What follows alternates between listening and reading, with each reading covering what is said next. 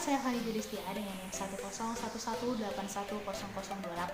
Di sini saya akan mempresentasikan jawaban dari ujian akhir semester di mata kuliah Strategi Operasional dan Rantai Pasok. Untuk petunjuk soal A, jawablah pertanyaan berikut dengan benar atau salah. Untuk pernyataan yang pertama, dalam menentukan tingkat optimal ketersediaan produk dipengaruhi faktor-faktor sebagai berikut: overstocking, making stocking, dan understocking. Jawaban dari pernyataan ini adalah salah, karena tingkat optimal ketersediaan produk dipengaruhi oleh dua faktor, yaitu hanya dengan overstocking dan juga understocking. Yang kedua, trade-off biaya transportasi dan persediaan adalah pertukaran antara biaya transportasi dan biaya persediaan. Signifikansi dan perlu menjadi perhatian pada saat merancang jaringan rantai pasok. Dua keputusan rantai pasok ini mendasar yang melibatkan pertukaran ini adalah pilihan moda transportasi dan agresi inventarisasi. Nah, dalam pernyataan ini, pernyataannya adalah benar. Yang nomor 3, dalam penetapan manajemen rantai pasokan diperhatikan karakteristik dan dari bahan langsung dan bahan tidak langsung. Bahan langsung memiliki karakteristik yang berdampak pada produksi tinggi dan biaya yang relatif tinggi terhadap nilai transaksi, dan di sisi lain biaya tidak langsung rendah dampaknya terhadap biaya relatif rendah terhadap nilai transaksi yang rendah juga. Pada pernyataan ini jawabannya adalah salah.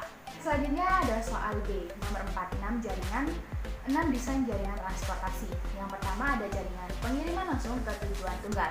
Dengan jaringan ini, pembeli menyusun jaringan transportasi sehingga semua pengiriman datang langsung dari setiap pemasok ke lokasi yang berbeda.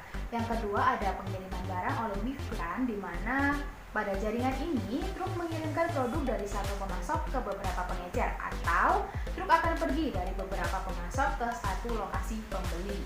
Yang ketiga, ada semua pengiriman melalui pusat distribusi menengah dengan penyimpanan. Produk dikirim dari pemasok ke pusat distribusi, di mana produk itu disimpan hingga dibutuhkan oleh pembeli ketika dikirim ke setiap lokasi pembeli. Pengiriman melalui intermediate transit point dengan cross dock, di mana pemasok mengirimkan produk mereka ke titik transit perantara atau DC, di mana mereka berlabuh dan dikirimkan ke lokasi pembeli tanpa penyimpanan. Yang kelima ada pengiriman melalui DC menggunakan DC. Kehadiran DC dalam desain ini memungkinkan rantai pasokan untuk mencapai skala ekonomi inbound. DC melayani lokasi terdekat agar biaya transportasi outbound tidak terlalu besar. Yang keenam ada jaringan yang disesuaikan. Dalam desain jaringan ini, transportasi yang digunakan menyesuaikan dan dikombinasikan dengan menggunakan cross-docking, mix run, dan operator TL dengan tujuan menggunakan opsi yang sesuai dengan situasi yang ada pada saat proses distribusi. Di nomor 5 ini ada 8 resiko menggunakan pihak ketiga dan cara mengatasinya. Yang pertama ada proses yang rusak. Dengan resiko ini kita dapat mengatasinya dengan selalu berkoordinasi dan menyampaikan informasi yang terjadi di lapangan di antara kedua belah pihak yang terlibat dalam suatu proyek ini. Yang kedua ada meremehkan biaya koordinasi. Untuk itu kita mengatasinya dengan selalu memeriksa laporan dari pekerjaan proyek tersebut. Yang ketiga ada mengurangi kontrak pelanggan. Nah, kita dapat mengatasinya dengan membiasakan pihak yang terlibat mencatat informasi pelanggan atau pemasok untuk jadi database perusahaan yang bisa kita hubungi kembali. Yang keempat ada hilangnya kemampuan internal dan pertumbuhan kekuatan pihak ketiga, di mana dengan resiko ini kita dapat mengatasinya dengan melatih atau membiasakan semua pihak mengetahui setiap proses dalam pengerjaan suatu proyek. Yang keenam ada kebocoran data dan informasi yang sensitif. Kita dapat mengatasinya dengan membuat perjanjian kerjasama yang tidak perjanjian kerjasama yang mengikat sehingga pihak yang terlibat tidak membocorkan informasi yang sensitif tersebut, dan atau dengan membuat suatu database yang bersifat privacy yang bisa kita kunci, dan ketika seseorang itu sudah tidak bekerja sama lagi dengan kita bisa membuka atau mengganti password dari database tersebut. Yang ketujuh, ada kontrak yang tidak efektif dengan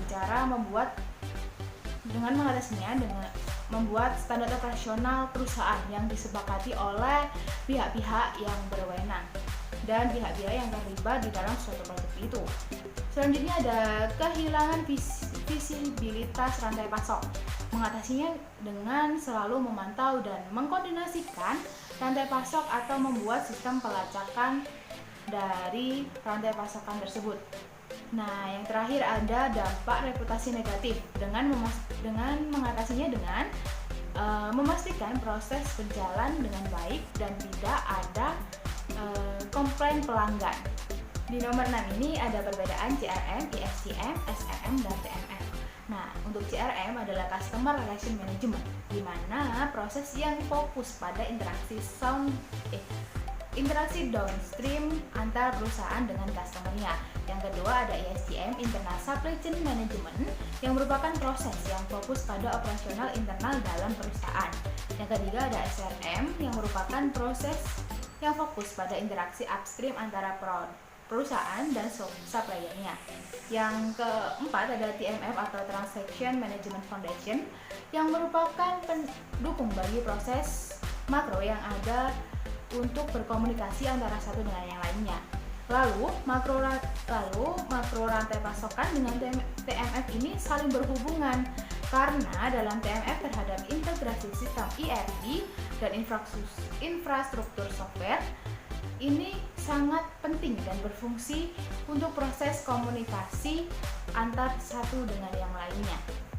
Di nomor 7 terdapat studi kasus pada PT SO NRP.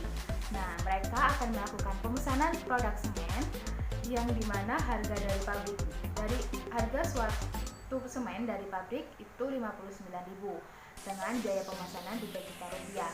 Kaido memprediksi bahwa di tahun berikutnya akan membutuhkan 1.400 unit dengan biaya ongkos simpan semen di gudang 55%. Nah, untuk menghitung EOQ dan frekuensinya kita menggunakan rumus EOQ sama dengan 2 kali D kali P per C dengan perhitungan akar 2 dikali 1.400 dikali 3 juta dibagi 5% dikali 59.000 dengan hasil 53.361 unit untuk produk semen.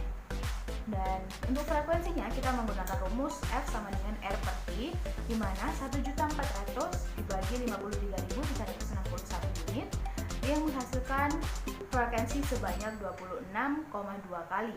Nah, di nomor 8 juga ada studi kasus tentang permintaan mingguan untuk ponsel di SO NRP Office Supplier terdistribusi secara normal dengan rata-rata 500 dan standar deviasinya 100. Pabrikan membutuhkan waktu 2 minggu untuk memenuhi pesanan manajer SO NRP ini, dan manajer memesan 2.000 telepon ketika persediaan yang ada di tangan turun menjadi 1.200.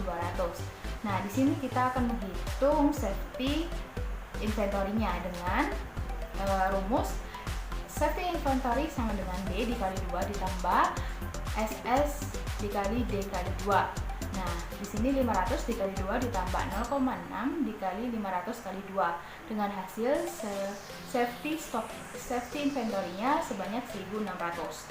Yang B ada perhitungan cycle inventory dengan rumus Q per 2, di mana Q-nya adalah 200. Di sini berarti 200 dibagi 2 sama dengan 1.000. Yang ketiga ada average inventory, di mana di sini dengan rumus CI plus SI. 1.000 ditambah 2.000 sama dengan 1.200 dan average load time-nya AS per throughput, di mana pada AS ada 1.200 dibagi 500 sama dengan 2,4 minggu untuk average load time-nya. Nah, sekian presentasi dari hasil ujian akhir semester strategi operasi dan rantai pasokan. Saya Fani Julistia, wassalamualaikum warahmatullahi wabarakatuh.